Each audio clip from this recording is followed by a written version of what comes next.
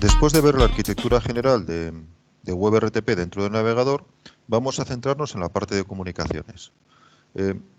Volviendo por un momento a la transparencia anterior, vamos por lo tanto a dedicarnos a esta parte de aquí de la derecha, a la parte de transporte, donde ya habíamos visto que los principales protocolos con los que vamos a tener que tratar son SRTP, la parte de multiplexado que nos pueda interesar y sobre todo la parte de P2P donde vamos a tratar de atravesar los NATs y los cortafuegos. Bien. Por lo tanto, desde el punto de vista de comunicaciones, tenemos la parte de red empezando en la transparencia por abajo, que es esta parte de atravesar cortafuegos, la parte de RTP cifrado, que haremos sobre UDP, y una parte que vamos a meter también aquí, que en el esquema anterior la teníamos puesta aquí arriba, que es la de gestión de la sesión, que vamos a realizar con SDP. Vamos a verlo sobre un esquema más específico de comunicaciones. Esto es las pilas de comunicaciones que vamos a tener dentro del navegador. Entonces todo va a estar sobre IP. IP no lo da el navegador, lo da el kernel del sistema en el que estemos. Y TCP y UDP normalmente también. Entonces de esta línea para arriba, voy a pintarlo para que quede más claro. De esta línea para arriba, todo esto es lo que tenemos dentro del navegador. De esta línea para abajo es lo que normalmente me va a dar el kernel del sistema operativo en el que estemos. Por lo tanto, tenemos, como veis, como dos pilas diferentes. Esta de la izquierda, que se implementará en el navegador, y esta de la derecha, que se implementará también en el navegador.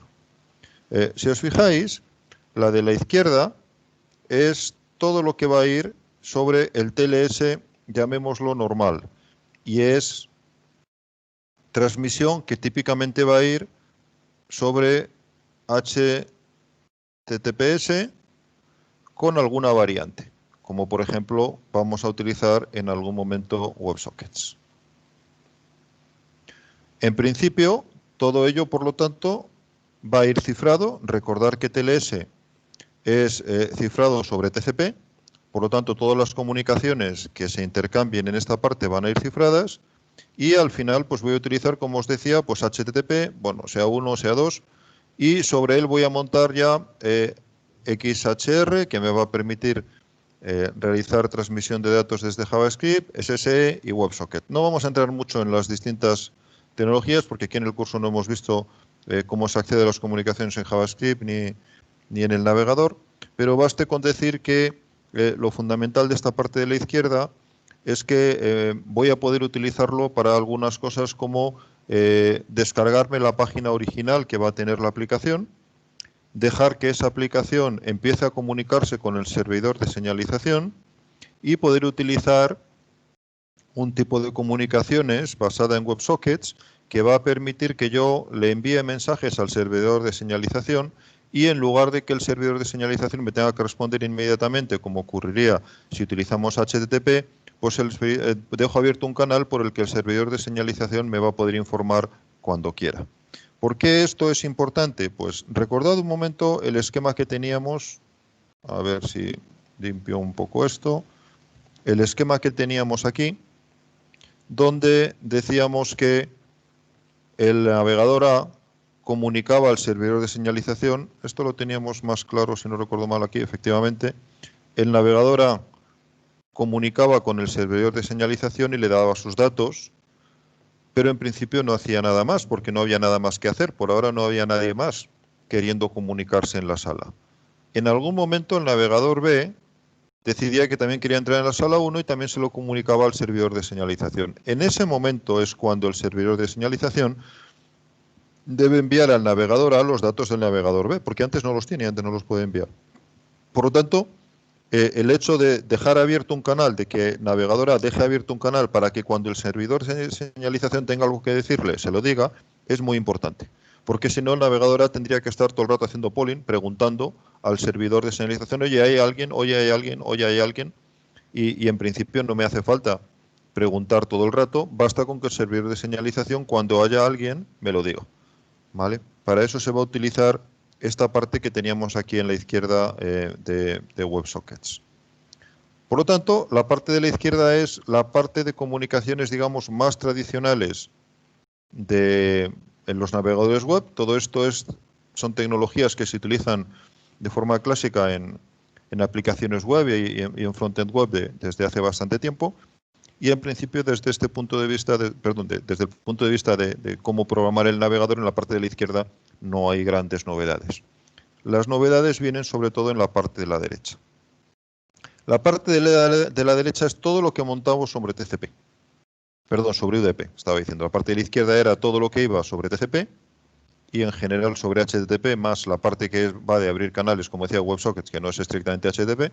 Todo va cifrado, etcétera, etcétera, pero son comunicaciones sobre TCP y por lo tanto comunicaciones de flujo, etcétera. La parte de la derecha son comunicaciones sobre UDP y ya las conocemos de sobra en esta asignatura porque ya hemos visto que son las comunicaciones que vamos a utilizar fundamentalmente para poder enviar datos multimedia, por muchos motivos que hemos visto ya varias veces durante la asignatura. Vamos a preferir en general UDP.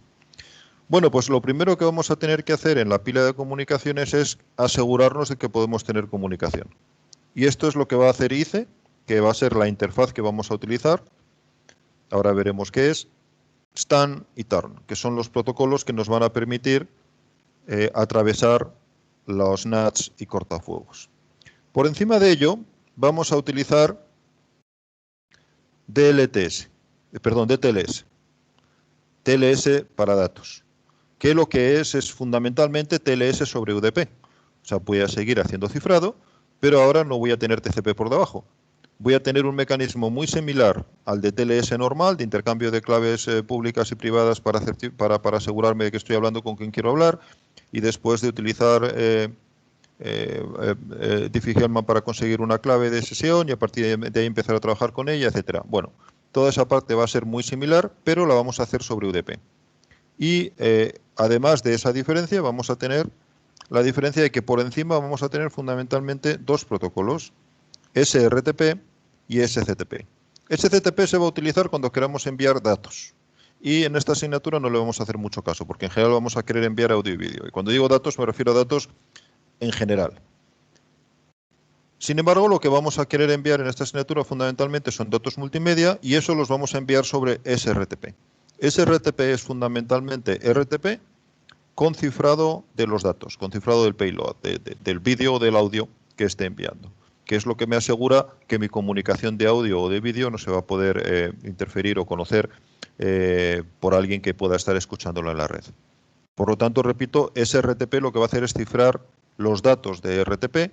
Las cabeceras en general van a ir prácticamente como las hemos visto. Y SRTP va a ser accedido mediante RTCP Peer Connection, que es la parte, la API que van a utilizar las aplicaciones JavaScript que estén creando videoconferencia. Esas aplicaciones también van a tener acceso al Data Channel, como os decíamos o como os decía hace un momento, pero esa parte no le vamos a hacer por ahora mucho caso en la asignatura, pero sí que recordad que nos va a permitir enviar datos de cualquier tipo que me interesen y lo voy a hacer pues muy parecido a como en el caso de SRTP. Aquí lo que voy a tener es datos cifrados, porque van sobre DLTS, sobre UDP. Y que se van a tratar de enviar lo antes posible, en tiempo real, etcétera. Lo único que no tendré las garantías normales que me va a dar TCP, de fiabilidad o de reintentos, etcétera. Entonces tendré que montarlas yo por encima si me hace falta. Muy bien, pues esta es la pila de protocolos básica con la que voy a estar trabajando dentro del navegador.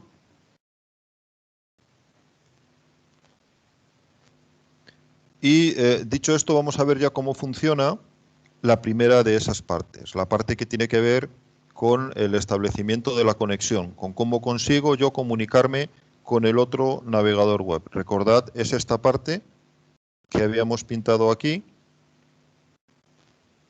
la teníamos aquí, más clara, la parte que nos va a permitir comunicar el navegador A con el navegador B, bidireccionalmente y directamente, aunque haya NATs y cortafuegos por medio. Por lo tanto, tenemos que atravesar estos cortafuegos y para eso es para lo que vamos a utilizar los protocolos que vamos a ver a continuación. Desde el punto de vista del navegador, lo que va a utilizar es ICE, conexión interactiva, establecimiento interactivo de conexiones, Interactive Connectivity Establishment, que me va a gestionar los endpoints, los puntos finales que se pueden utilizar para comunicaciones. Un endpoint, candidato, porque se va a trabajar con candidatos, se van a explorar las distintas posibilidades que hay, se van a ir probando y se va a ver cuáles permiten comunicar extremo a extremo. Por lo tanto, vamos a hablar de endpoint candidatos y de endpoint finales. Los finales son los que efectivamente se pueden utilizar para la comunicación, los candidatos son los que se van a ir probando a ver si se pueden usar o no. Y en general van a ser pares IP-puerto, que yo le pueda ofrecer a mi otra parte para que la otra parte se comunique conmigo. Volviendo por un momento al esquema, y aquí vamos a la primera parte. Aquí recordad que el navegador B le ofrece al navegador A una dirección IP y un puerto. Esos son los endpoints, o ese es el endpoint que el navegador A va a poder utilizar para hablar con el navegador B. Lo que ocurre, recuerdo con respecto a lo que hemos hablado al principio de la sesión de hoy, es que en muchos casos el navegador B o el navegador A no le puede ofrecer directamente su dirección IP y su puerto, que es lo que le gustaría poder dar si estuvieran conectados en la Internet pública directamente, porque hay este NAT por medio que no le está permitiendo que si le da esta dirección y este puerto, directamente el otro lo use para comunicar. Esa dirección y ese puerto en general solo sirven dentro de su red privada. Como habíamos visto aquí, sería una de estas direcciones IP que teníamos aquí en la parte de la izquierda. Entonces, lo que le voy a tener que dar es una dirección que el otro pueda utilizar y que va a ser normalmente una dirección de mi NAT, una dirección pública. Repito, salvo que el navegador esté conectado directamente a Internet, a la Internet pública con una dirección válida. Si no lo está, lo que le va a tener que dar es una dirección del NAT y además una cierta dirección construida de una cierta manera para que esa dirección permita que cuando vengan los paquetes del navegador B lo atraviesen el NAT y lleguen hasta el navegador A, que es el objetivo de todo esto.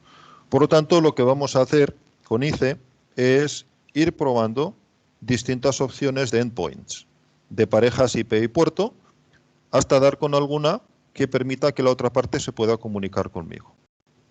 Vamos a tener en general 3 fases para hacerlo o 3 formas de hacerlo, que las tenéis destacadas aquí en la transparencia y que van a ser obtención de direcciones locales. O sea, lo primero que se va a hacer es mirar mi dirección local, porque a lo mejor directamente vale, yo a lo mejor estoy conectado directamente a Internet.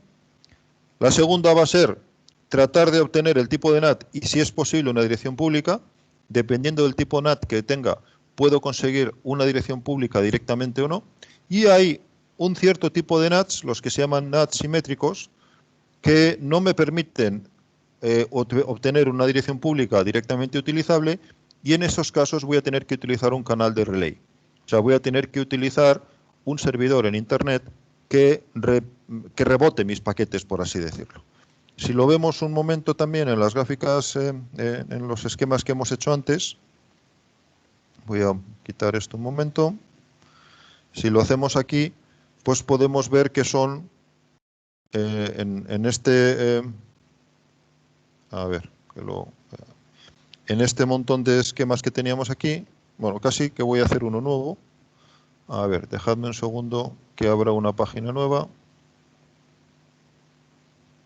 Bueno, a ver si me la da.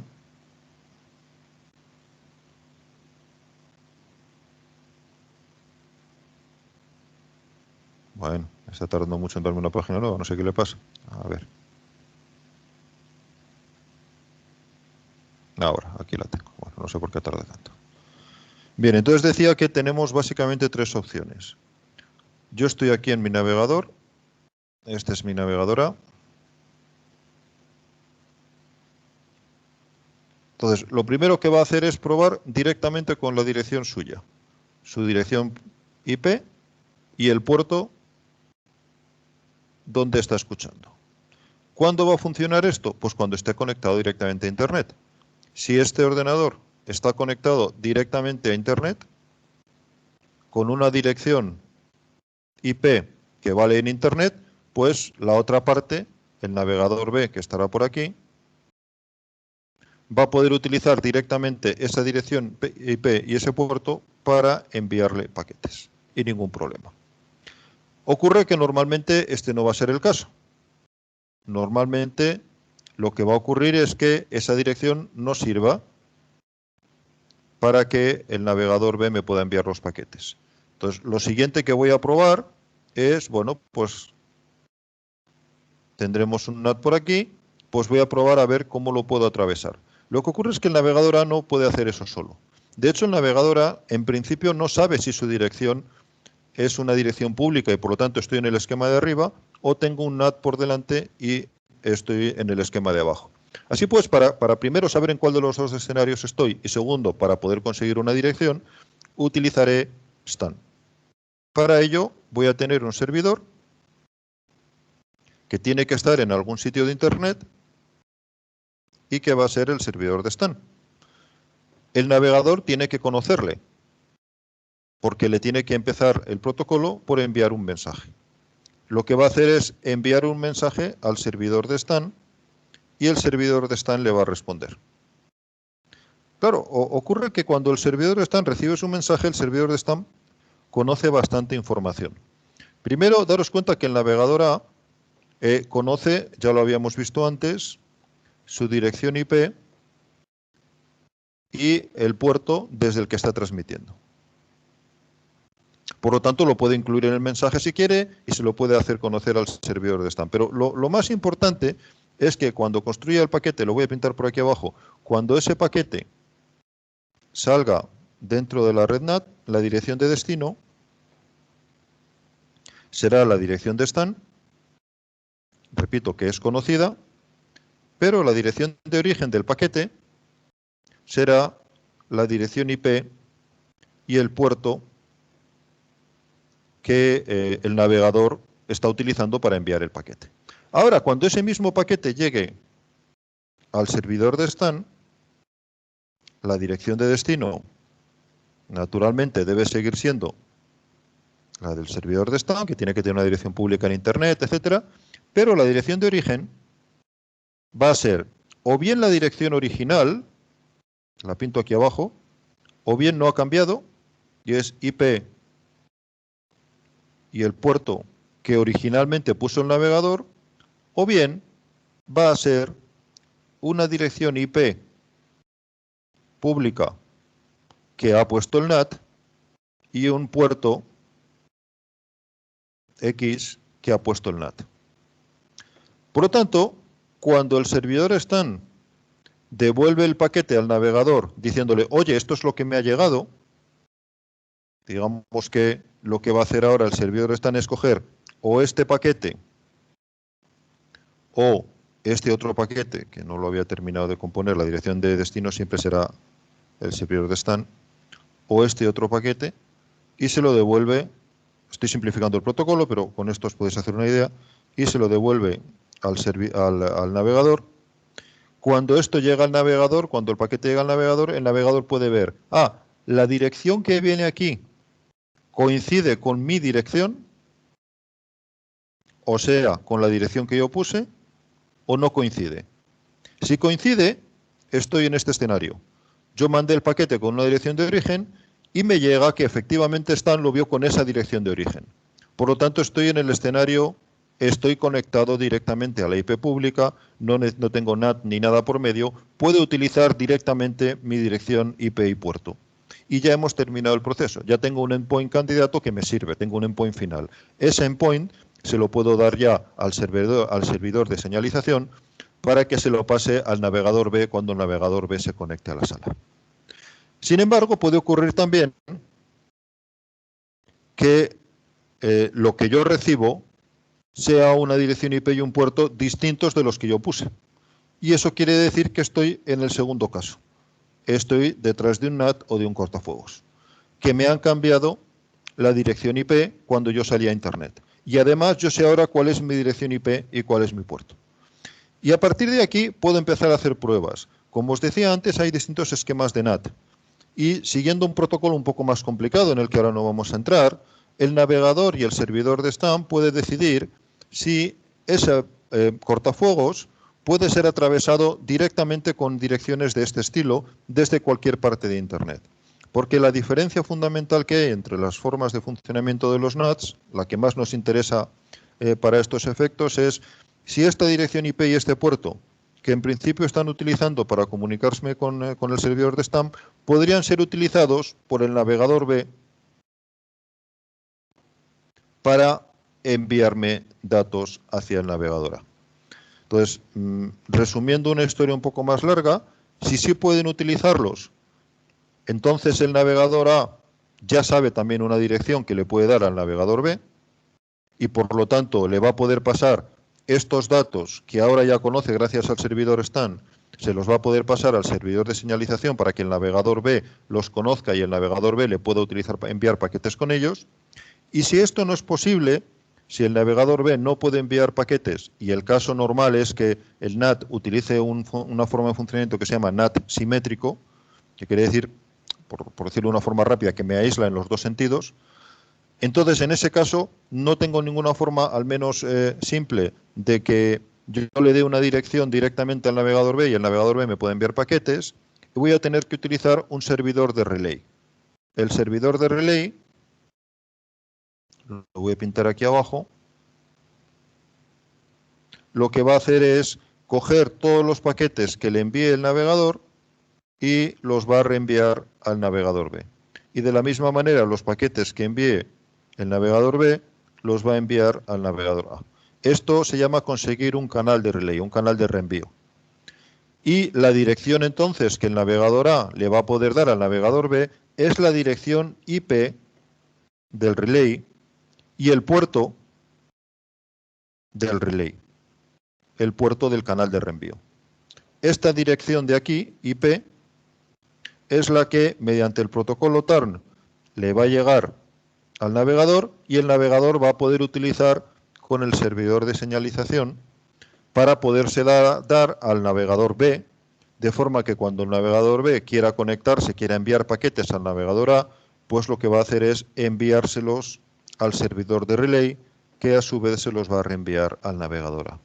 Y en el sentido contrario, pues si el navegador B también está detrás de un stand, pues haremos lo mismo, pero al revés. Por lo tanto, y volvemos ya a la transparencia, lo que teníamos era,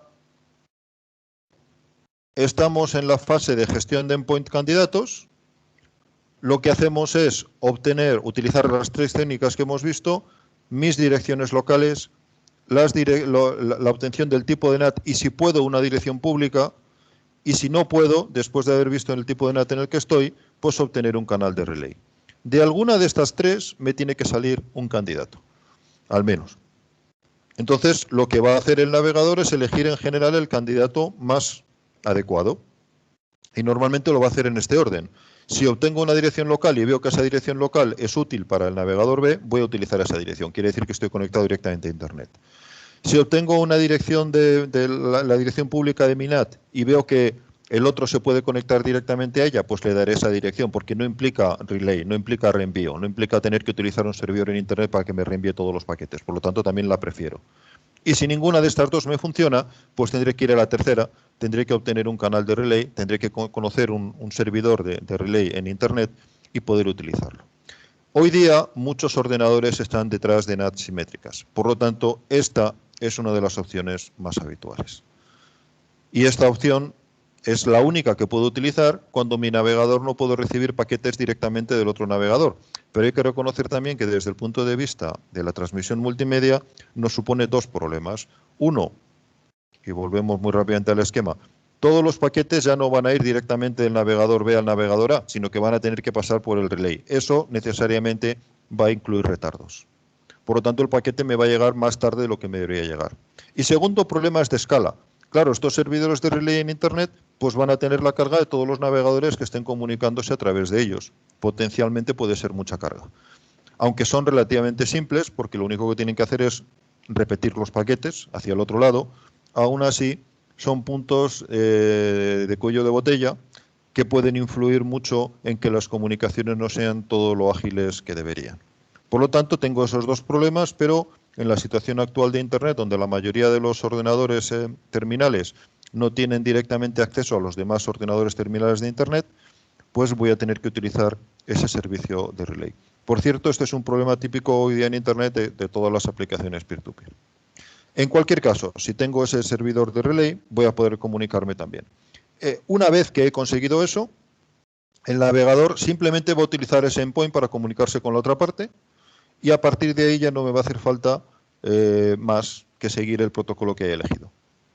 Por lo tanto, una vez que hemos obtenido el canal de relay, a ver que he mezclado aquí dos cosas, una vez que hemos obtenido el canal de relay, ya podemos pasar a intercambiarlo los candidatos locales con el remoto, o sea, los que yo considero que se pueden utilizar para comunicarse conmigo, se los paso al otro lado, se toma la decisión sobre el par de candidato final y eso se hace con un protocolo donde uno de los dos lados va a hacer de controlador y es que el que elige el candidato final y la otra parte se le comunica. Entonces digamos que uno de los dos extremos elige dentro de todos los pares viables, o sea, todos los pares que permiten comunicar, cuál es el candidato final que se va a utilizar y ese que decide se lo comunica a la otra parte para que pueda saber cómo tiene que enviar sus comunicaciones. Entonces, en cualquier caso, a partir de este momento ya tenemos unos datos de dirección IP de origen y destino que puedo intercambiar y una forma de comunicarme con el otro extremo.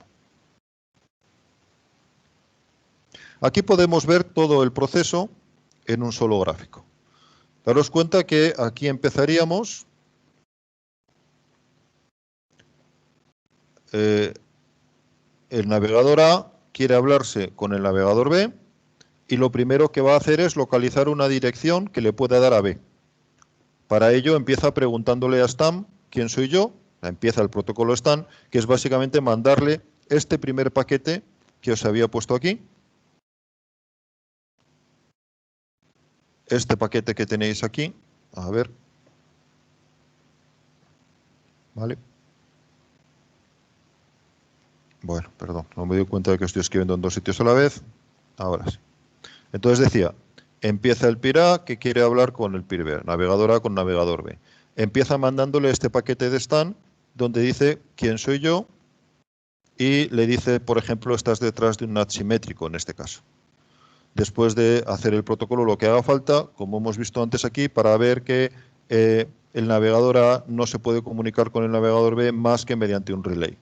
Por lo tanto, de este intercambio de Stan, llega a esa conclusión el navegador A y el navegador A entonces conecta con un relay, con un servidor de turn en este caso, al que le va a pedir un canal. Le dice, oye, dame un canal para poder comunicarme con la Internet abierta. A continuación, utiliza ese canal para hablar, a continuación, conecta con el servidor de señalización para hacerle ya la oferta SDP. Y ahora empezamos ya en la parte de intercambio de SDP.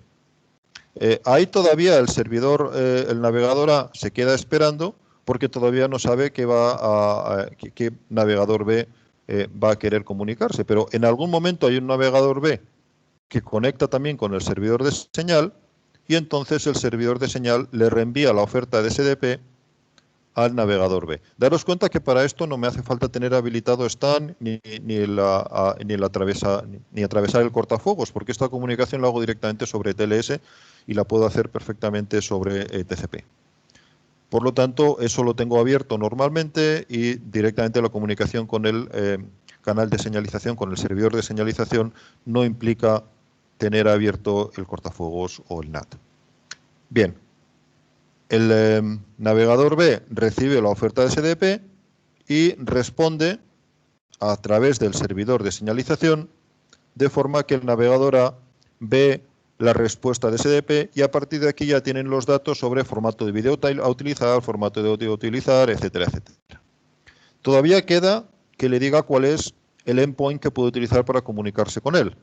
Entonces, en este caso, le va a enviar un paquete con su candidato, que en este caso va a ser el que le haya dicho TARN, porque es el canal que va a utilizar. El servidor de señalización le va a reenviar esa propuesta de endpoint candidato al navegador B.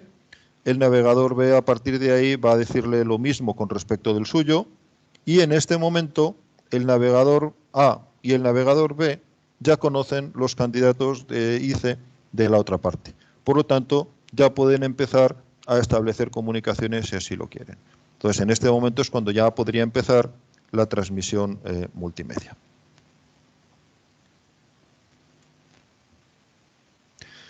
Veamos un pequeño gráfico de Stamp, que es básicamente lo que yo hemos estado viendo, así que no le voy a dedicar mucho tiempo.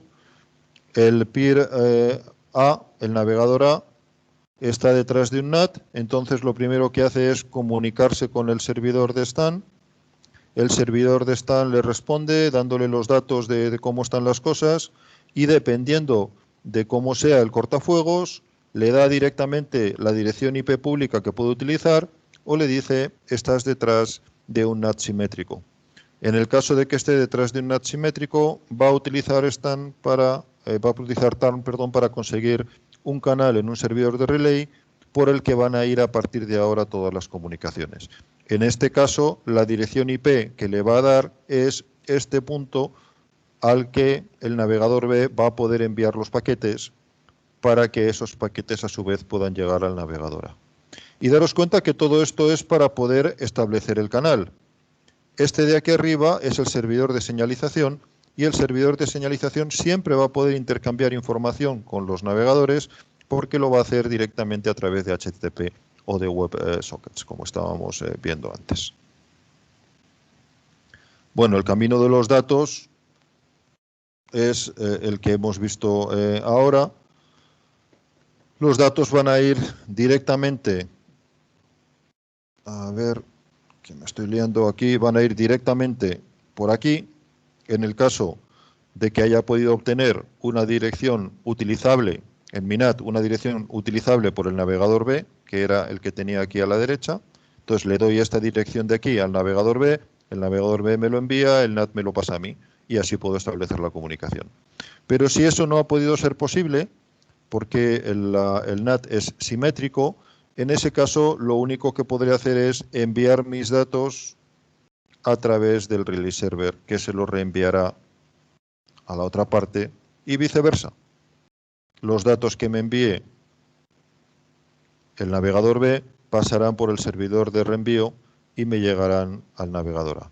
Por lo tanto, daros cuenta que en este caso toda la videoconferencia va a pasar por él y de ahí el problema de cuello de botella y de retardo extra que ya hemos comentado.